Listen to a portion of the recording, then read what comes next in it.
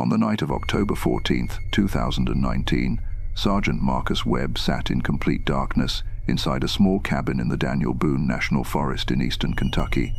His hand was pressed so tightly over his mouth that his fingers had gone numb.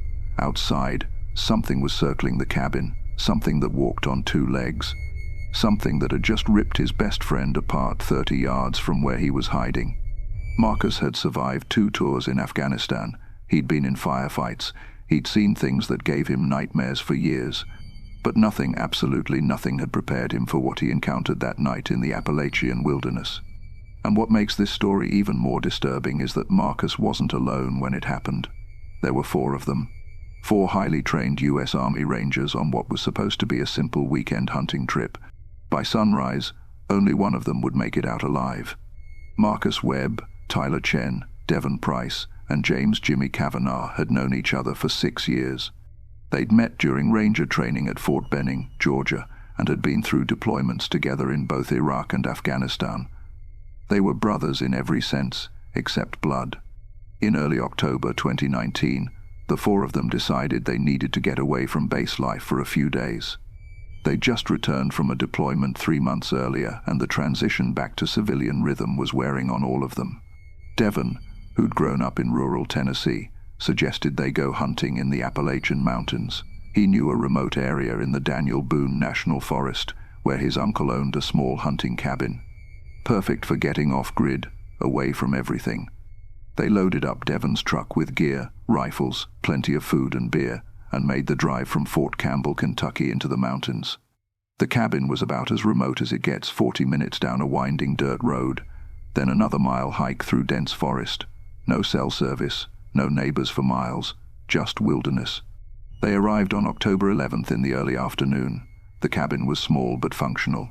1 main room with a wood stove, a couple of bunk beds, and a back room with some old hunting equipment. The windows had shutters on the outside, and Devon explained his uncle used them during winter to keep the heat in. That first night, they sat around a fire pit outside, drinking and telling stories. The forest around them was alive with sound crickets, owls, the occasional rustle of small animals in the underbrush. Marcus remembered feeling more relaxed than he had in months. Tyler, who was their designated skeptic and always looking for a laugh, started telling stories he'd heard from locals when he'd stopped for gas on the way up. Stories about strange things in these mountains, missing hikers, livestock mutilated in ways that didn't make sense. And get this, Tyler said, grinning in the firelight. The guy at the gas station told me people around here don't go out after dark. Says there's something in these woods that walks on 2 legs but ain't human. Jimmy laughed and threw a beer cap at him. Man, you trying to spook us? But Devon wasn't laughing. He stared into the fire, quiet. You okay, Dev? Marcus asked. Devon nodded slowly. My uncle. He doesn't use this cabin much anymore. Last time I asked him why, he got real weird about it.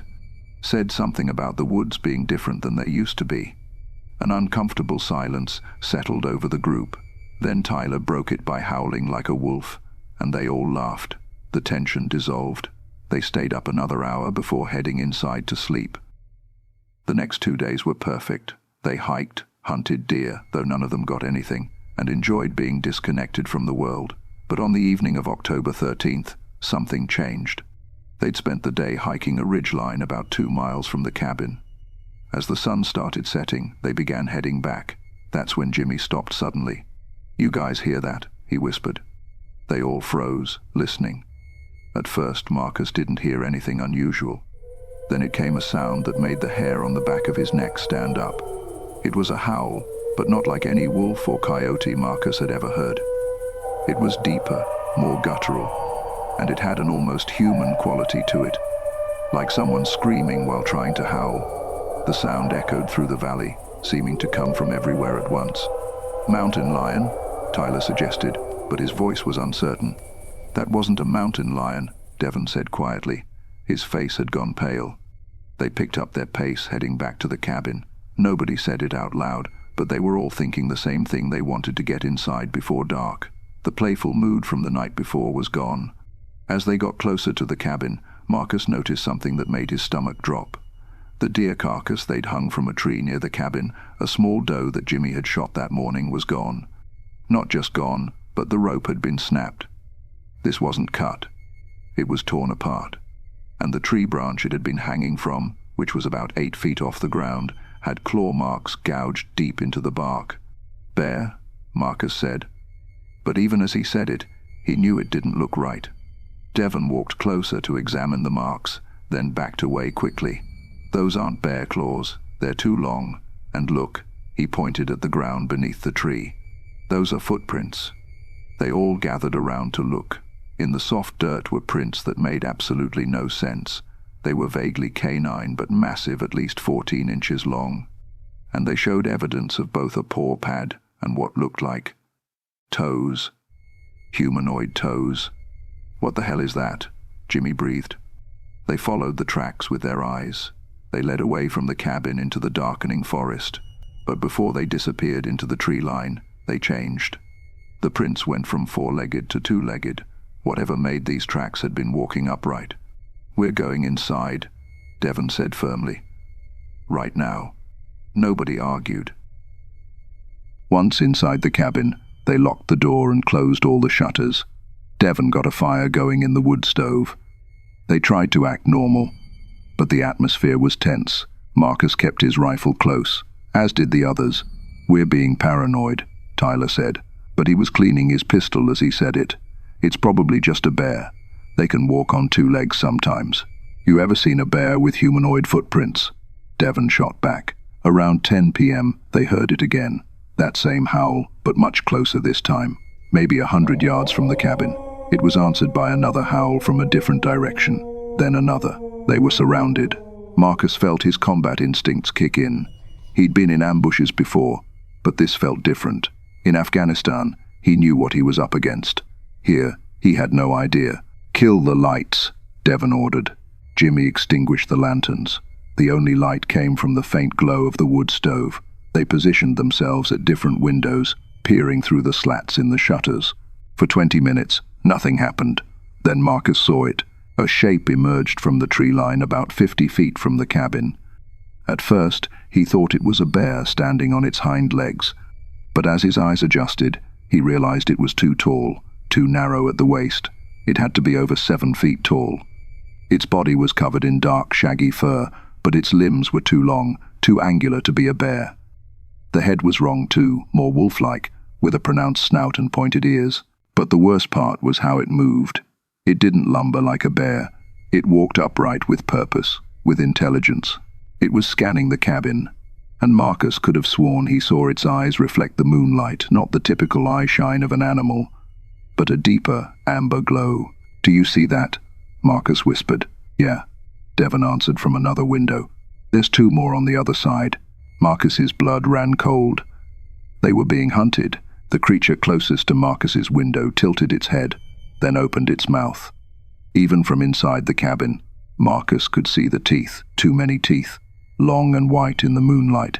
Then it made a sound that Marcus would never forget. It was a low, rumbling growl that seemed to vibrate through the cabin walls. But mixed into that growl was something else, a sound that was almost like human speech, like it was trying to form words. "What do we do?" Jimmy asked, and Marcus could hear the fear in his friend's voice. "We wait them out," Devon said. "They can't get in. We wait until sunrise, and then we make a run for the truck." It seemed like a good plan. But then the scratching started. At first, it was just one of them, scratching at the door. Long, deliberate scrapes of claws against wood. Then another joined in at the back of the cabin. Then at the walls. The sound was everywhere, surrounding them. "They're testing the structure," Marcus said, his military training kicking in, looking for weak points. The scratching got more aggressive. They could see the door shuddering with each impact.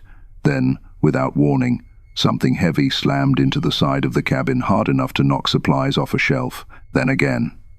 They were trying to break through the walls. "We need to light them up," Tyler said, chambering a round in his rifle. "Scare them off." "We don't know how many there are," Devon argued.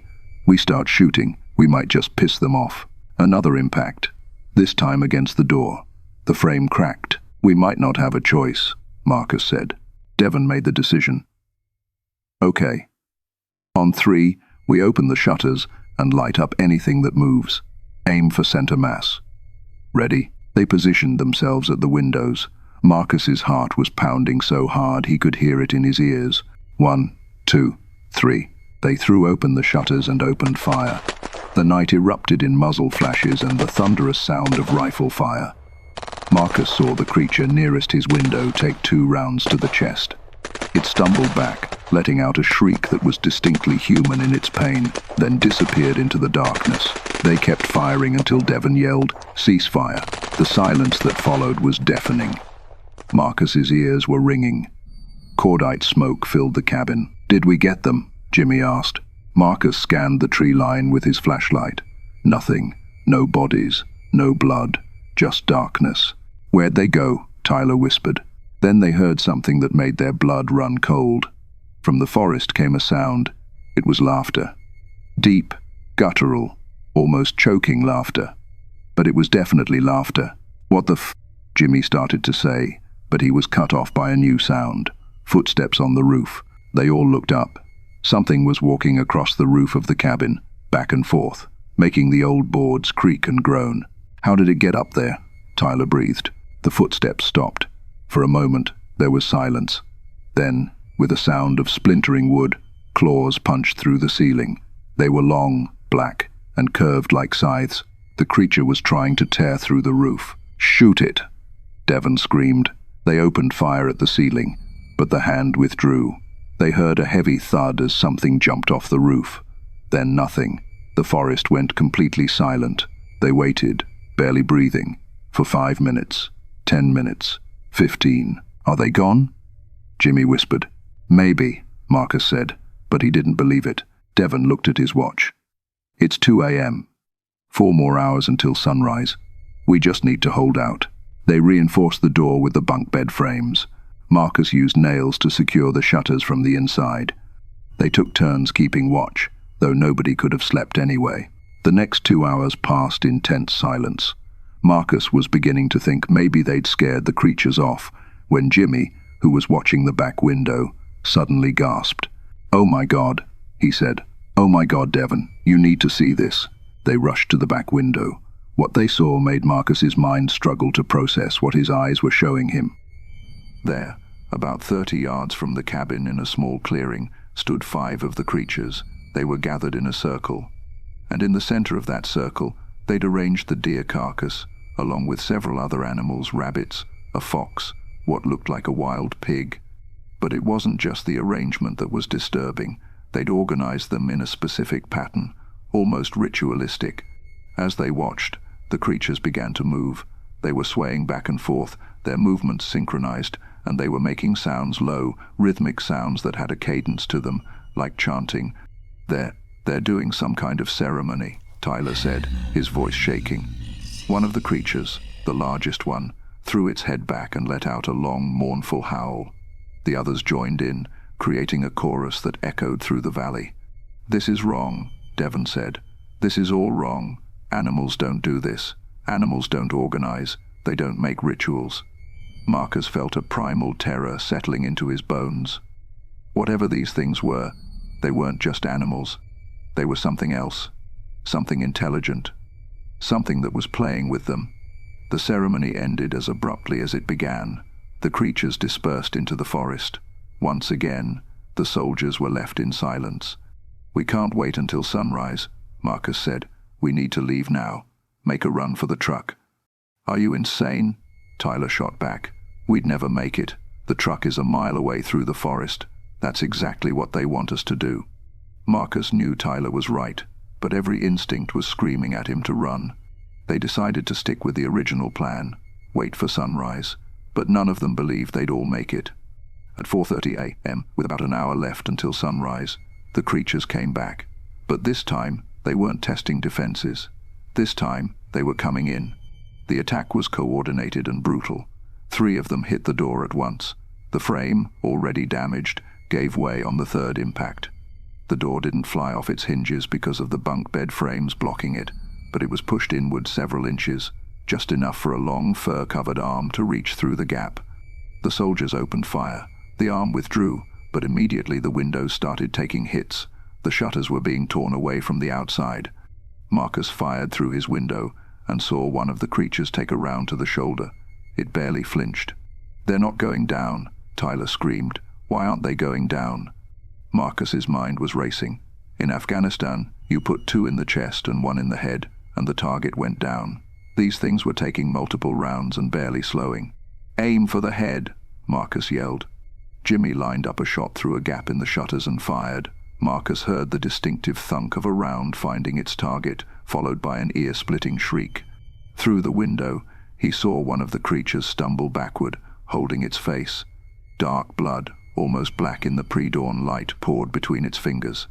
It worked. Headshots worked. But there were too many of them, and they were too fast. While the soldiers focused on the windows, one of the creatures had climbed back onto the roof. This time, instead of trying to claw through, it began tearing up entire sections of the roof. Wood and shingles rained down. Devon aimed upward and fired, but the creature had already moved. Suddenly, the wood stove, their only light source, was knocked over as a section of roof came down. Embers spilled across the floor. In the chaos, Jimmy screamed. Marcus spun around to see a massive clawed hand reach through the damaged door and grab Jimmy by the vest. It was pulling him toward the opening. "No!" Devon lunged forward, grabbing Jimmy's arm. Marcus joined him, and together they pulled against the incredible strength of whatever had Jimmy. For a moment, they were winning. Jimmy was coming back inside. Then a second creature punched its arm through the door and grabbed Jimmy's leg. There was no contest. Jimmy was yanked through the opening with such force that both Devon and Marcus were pulled forward, slamming into the bunk bed frames. Jimmy's screams lasted only a few seconds. Then they heard sounds that Marcus knew he'd hear in his nightmares forever, wet tearing sounds, crunching, and that awful choked-off gurgle of someone drowning in their own blood. "Jimmy!" Devon was screaming, trying to push past the bunk beds, but Marcus grabbed him. "He's gone. Dev, he's gone. We have to move." The cabin was compromised. The door was breached. The roof was coming down, and the fire was spreading from the spilled embers. They had one option. "Back window," Marcus ordered. "We go out the back. We run for the truck. We don't stop for anything. You understand?" Tyler and Devon nodded, their faces pale in the growing firelight. Marcus fired several rounds through the front of the cabin to keep the creatures focused there. Then the 3 of them rushed to the back window. Marcus kicked out what remained of the shutter, looked outside, and saw nothing. "Go, go." Tyler went first, diving through the window and hitting the ground running. Devon went next. Marcus was about to follow when he heard something behind him. He turned to see one of the creatures squeezing through the damaged doorway. It was huge, even on all fours, trying to fit through the opening. Its back was scraping the top of the frame. Their eyes met. Marcus saw intelligence there, and something worse. Recognition, like it knew him, like it was remembering him for later. Marcus raised his rifle, aimed for the head, and pulled the trigger. Click. Empty. The creature's mouth opened in what could only be described as a smile. Marcus dove through the window. The 3 of them ran through the forest like they'd never run before. Behind them, they could hear the cabin being torn apart, multiple creatures howling. Then, horrifyingly, they heard footsteps coming after them. Fast footsteps. Tyler was in the lead, Devon in the middle, Marcus bringing up the rear. They'd trained for situations like this, moving as a unit through hostile territory. But no training could have prepared them for this. Something moved in the trees to their left, keeping pace with them. Marcus caught glimpses of it, a dark shape flowing through the forest with unnatural grace and speed. "They're flanking us," Marcus yelled. They kept running. Marcus's lungs burned, his legs felt like lead, but he kept running because stopping meant death. Tyler burst into the clearing where they'd parked the truck, and for one beautiful moment, Marcus thought they were going to make it. The truck was right there, just 30 yards away. Then something massive dropped from the trees directly in front of Tyler. Tyler tried to stop, tried to change direction, but his momentum carried him forward. The creature swung one of its long arms in a sweeping motion, and Marcus heard the sickening crack of bones breaking. Tyler's body flew sideways like a rag doll, slamming into a tree. He crumpled to the ground and didn't move. Devon skidded to a stop, raising his rifle, but Marcus grabbed him. "Run! The truck! It's our only chance!" They veered right, circling around the creature. It turned to follow, but it was toying with them now, moving slowly, deliberately. 2 more emerged from the tree line, cutting off their escape routes. They were surrounded. 30 yards from the truck. So close. The creatures began to close in, moving in that swaying, almost hypnotic way. Marcus and Devon stood back to back, rifles up, but Marcus had maybe 3 rounds left. This was it. This was how it ended. Then, from somewhere in the forest, a sound split the air, a long, drawn-out howl that was different from the others, higher pitched. The creatures froze. They looked at each other, then at the tree line where the sound had come from. Then, incredibly, they began to back away. Within seconds, they'd melted into the forest. Marcus and Devon didn't question it.